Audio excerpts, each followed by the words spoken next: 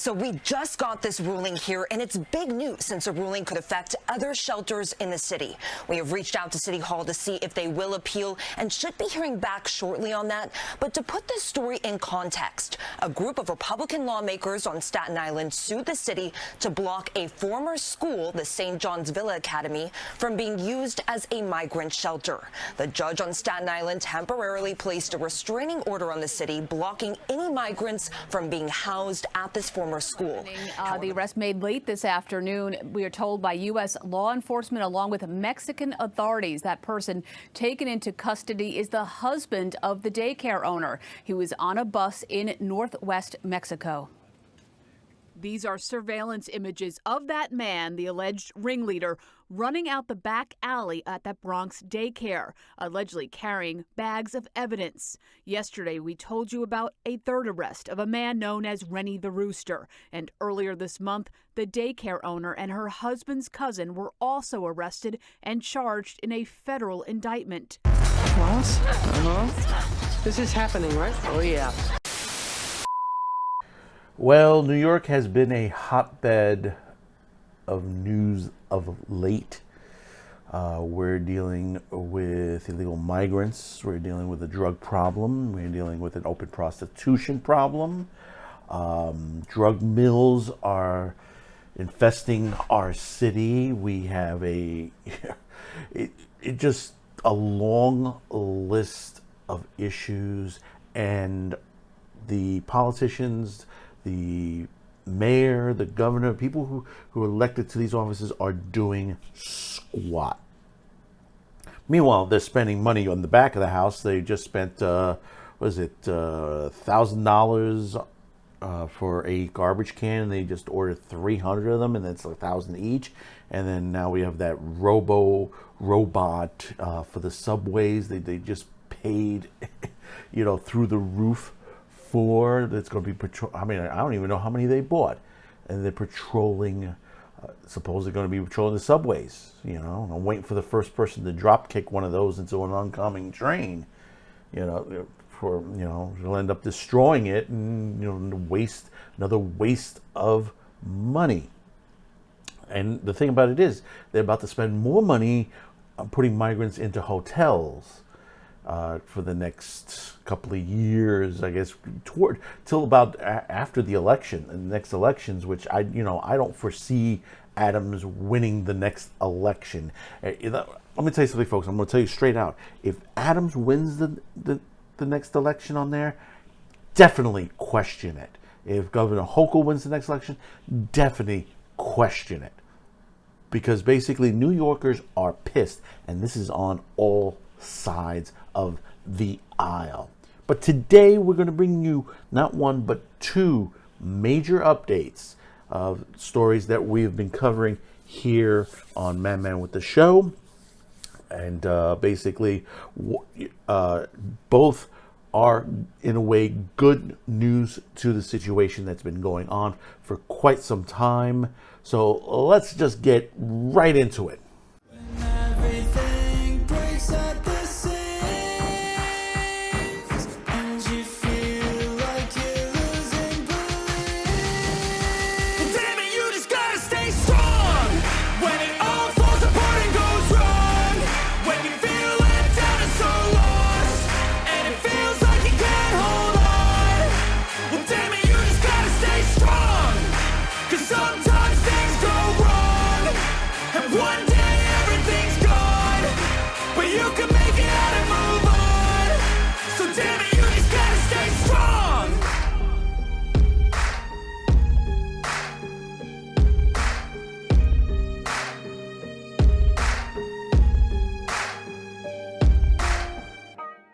Well, remember, if you haven't yet subscribed, we've reached over 800 subscribers. We really do appreciate it. I think we're about almost 820. I think we should be about 820 by now.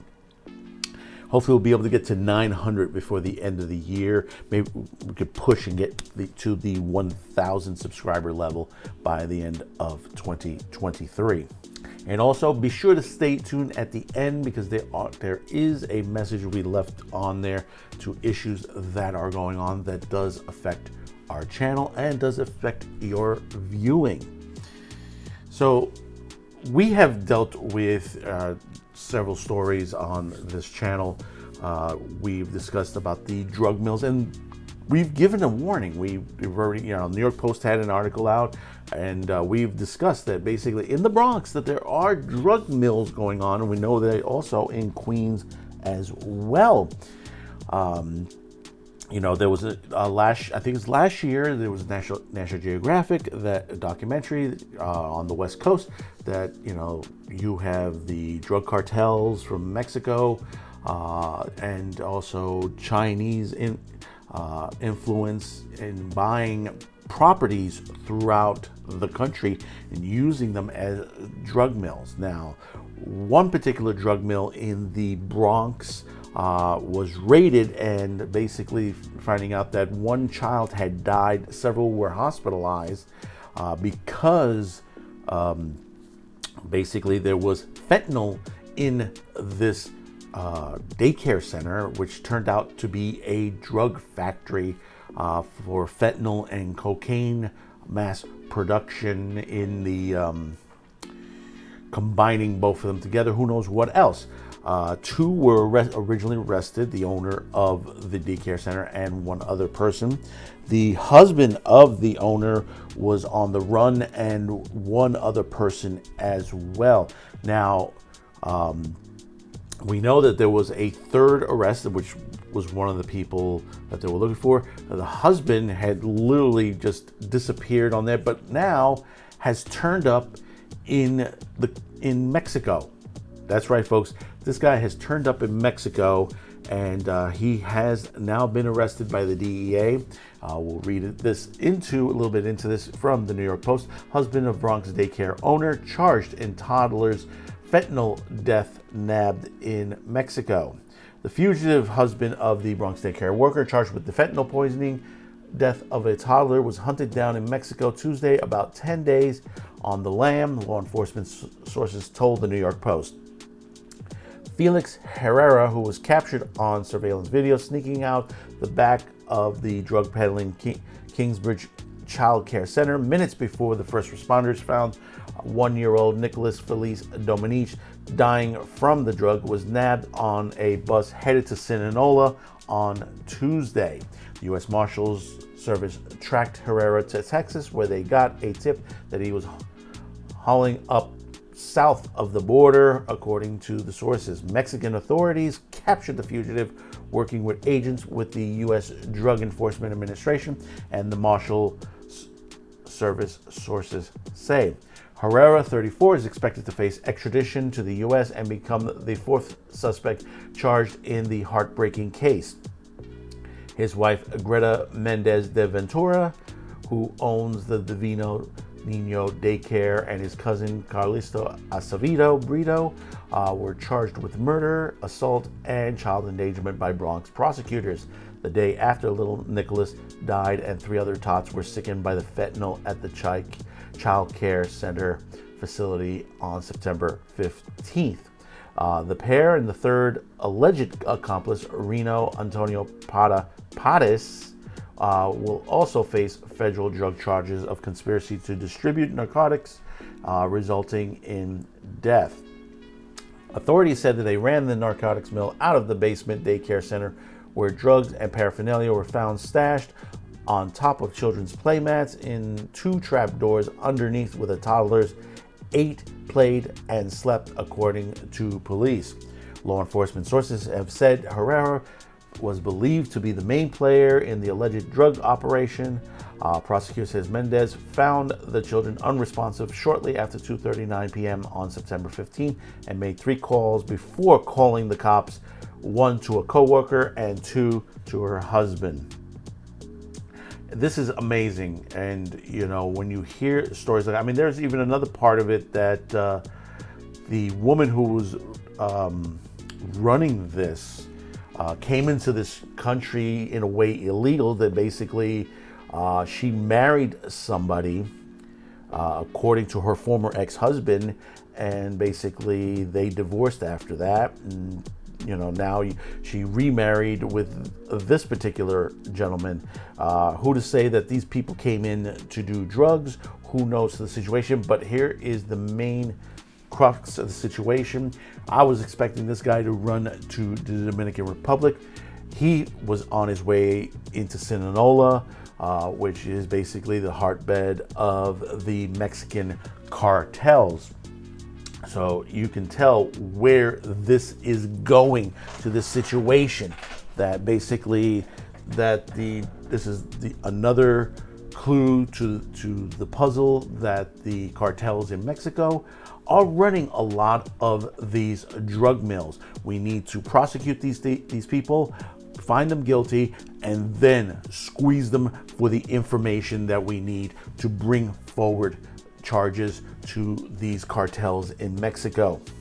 Like I said before, this is the danger that I have warned my viewers, those of you who have been watching on here. This has been happening for quite some time. I'm in the middle of the hotbed of certain areas where basically drugs, marijuana, and the thing about it is, those of you out there that have criticized me and says, that marijuana isn't a danger, let me put you into this perspective. Fentanyl is being sprinkled onto marijuana, it being mixed with cocaine at certain points, and also trank. So when you're out there, those of you who smoke the ganja, the weed, or whatever, think about who you're getting it from. And it doesn't matter whether you trust them or not, where it's coming from, you could end up in the hospital. Just like that little 1-year-old child that died from a fentanyl overdose. It just takes just a little dab of it, to kill you. Think about that for a minute. A bit of a sprinkle onto a little bit of marijuana, you smoke it, and you end up deader than disco. Well, let's move on to the next story update that we're talking about, and this is a little bit closer to home for me. Basically, we've discussed about the illegal migrants that have been moved to Staten Island at St. John's Villa, which is a danger in itself. And if you're not familiar with the area, I've put up this map to show you that where St. John's Villa is. And the thing about it is, when you look to the perspective that what is surrounding St. John's Villa is 5 other schools. The nearest one is a girls, I believe, high school, if I'm not mistaken on that. And the thing is that they're putting a migrant shelter, which is mostly men. They said, well, we're putting families in there. Yeah, after they complained the first time around, they put a couple families in there, but it's mostly single men, which we've already heard situations that they've been hanging out in the parking lot near the girls' school. This is a danger within itself. And there have been protests on the island, including on the other side also at Midland Beach, for the nursing home that was vacated, and mind you, rapidly vacated. And people said, well, no, it wasn't part of this situation. Well, you know, ask some of the residents there. There's videos now going on the internet and over at X and Facebook of people talking about their so-called eviction from this center and the adding of migrants to this shelter as well in the middle of Staten Island on the beach side. And this is on Capodanno Boulevard, which is basically a lot of people go to the beach, and you know, this is an area where there are many families, you know, children playing around all the place, and meanwhile they're doing the same thing what they're doing with St. John's Villa. But now, here's what has happened. A judge originally had stopped the shelter from being used, but then it was overturned. A new rule has been judged upon by a New York judge, and I applaud him on that. We'll read this into the New York Post. Judge orders NYC to stop using school to house migrants while blasting right to shelter rule as a relic from the past. And this is one of the major problems. People misinterpreted the rules that, when you have certain laws, certain rules, and they think it's all for them, and it really doesn't mean them. And, the politicians use it as a point so they can get reelected and say, hey, listen, I helped people. You remember, these are the same people that said, well, we need to bring these people into the country, that they're escaping tyranny and injustices and stuff like that. But the thing is that most of them are not. They're just coming here. They're encouraged to come here. There are radio stations, TV broadcast centers that are telling these people to come here for a better life, emptying out these other countries. But let's read into this. A Staten Island judge Tuesday ordered the city to stop using the site of former Catholic school as a 300-person migrant shelter while blasting the Big Apple's right to shelter law as a relic from the past. Justice Wayne Ozzie issued a preliminary injunction that blocks the city from filling the former St. John's Villa Academy while asylum seekers, although it was not immediately clear when the facility would close. From what I understand, it's supposed to close immediately. The Adams administration last month convinced the state appellate division to keep Staten Island shelter open hours after the same judge ordered it shut down in an earlier order. The city immediately vowed to appeal Tuesday's decision, as well as with a rep for Mayor Adams saying that it threatens to disrupt efforts to manage this national humanitarian crisis. Meanwhile, the Staten Island jurist, who had some harsh words about the city's right to shelter mandate, which since 1981 has required the 5 boroughs to provide housing to anyone who applies for it. Now, the thing about it is, most people don't realize the right to shelter law was made to help the homeless males on there, especially those who were suffering through AIDS, homelessness, all the situations that was happening during the 1980s.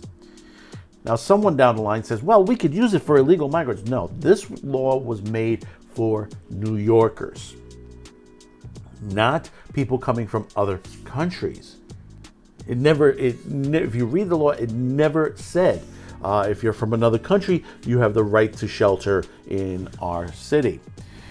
Ozzie argued that the 1981 agreement is intended to address the problem from a different from today's dilemma as night and day, calling the law an anarchic relic from the past. The conscious decree was entered into to address a specific problem existing at the time to provide housing for the unfortunate New Yorkers who needed shelter, Ozzie wrote. No one can argue that there was at a time a situation of the magnitude existing today, a virtual flood of migrant asylum seekers whose numbers would fill 2 Yankee stadiums, equal 1/5 of the population of Staten Island, he said.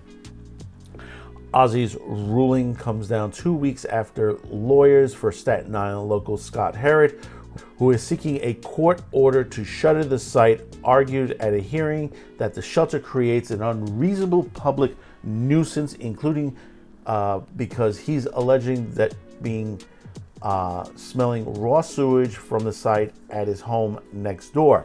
Wouldn't doubt that. A lawyer for the city argued that Herc's complaints do not rise to the level of what is known as an irreparable harm that the judge would need to find to order the site closed, and accuse Hercule and other locals of just not wanting to live near a shelter. The thing is, you're putting a shelter, a migrant shelter, people that have not been vetted, possibly a criminal element, most likely a criminal element, for the nature is most of the people that are being put in here are not only just families, it's mostly single men. And we've already seen this from the mainstream media itself that have reported this, that there have been illegal migrants that have been arrested for various crimes throughout New York, including spousal abuse, women are being slapped, people are being mugged. We have them running around on illegal scooters and bikes that they have stolen. And this has been going on for quite some time now. And understand, right now, they're fighting this right to shelter law in closed-door hearings at the Manhattan Supreme Court, just the same day that this came out. So we'll probably hear something of this nature coming forward. But like I said, the places that they keep putting this is in the middle of neighborhoods. Listen, if you come to this country legitimately, and I have friends who have done this, I've said this before on my show. I had one of my co-workers, her husband came here legitimately. It took him over 10 years to get finally to be made a U.S. citizen. Why? He was put in the back of the line. Well, those who were pushed forward were illegals. He came legitimately, but meanwhile, his case was pushed aside. This is not fair, because there are people out there who will spend thousands upon thousands of dollars to become U.S. citizens, because they're paying lawyers in court cases to basically become citizens, and yet, they're pushed aside so other people can come forward who haven't spent any money to be made U.S. citizens, and those people haven't even been vetted. And most of them don't even want to become U.S. citizens. They just want to drain the resources of this country. We already know this because only 2% of the people that have already come to New York have basically signed up to get work permits. And I've said this on the last video. This is the new, way for slavery, because these even though these people are going to be paid, they're going to be paid under the table, and that's going to take away jobs from other people deserving an experience. This is going to cheapen our workforce. We already have a cheap workforce as it is. We don't make things like we used to. We import heavily these days. There's not that many things that are made in the USA as it used to be. And those who try to bring back these jobs are criticized because basically they say, well, it's going to cost too much. It's going to cost too much. We could figure out ways to make things cheaper in this country. But the first thing we need to do is to take back control of our borders on all sides of the country. Understand this. We have people coming in here, we don't even know who they represent, who they are. We know that terrorists have already crossed it. We have drug dealers, basically those who are bringing drugs across the country to sell it. We have fentanyl coming in through the border from China directly. This is the major situations that we need to shut this down and stop that movement that's people coming from other countries.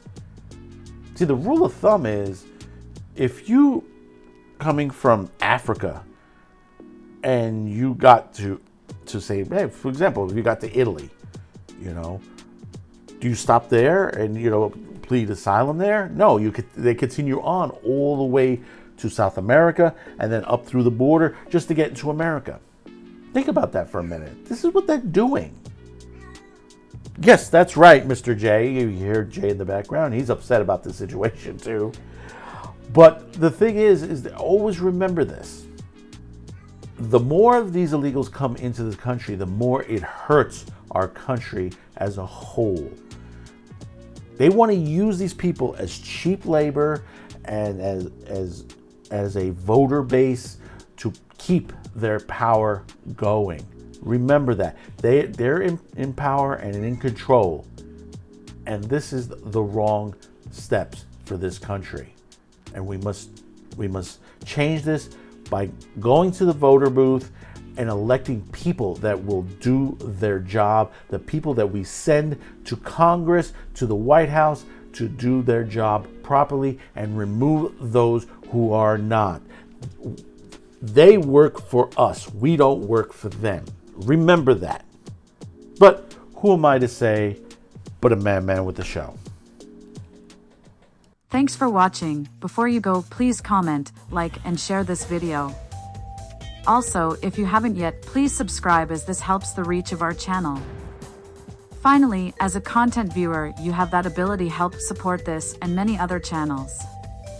Especially now more than ever since the passing of a new law in the United Kingdom that will diminish the reach of many channels and affect our advertisers.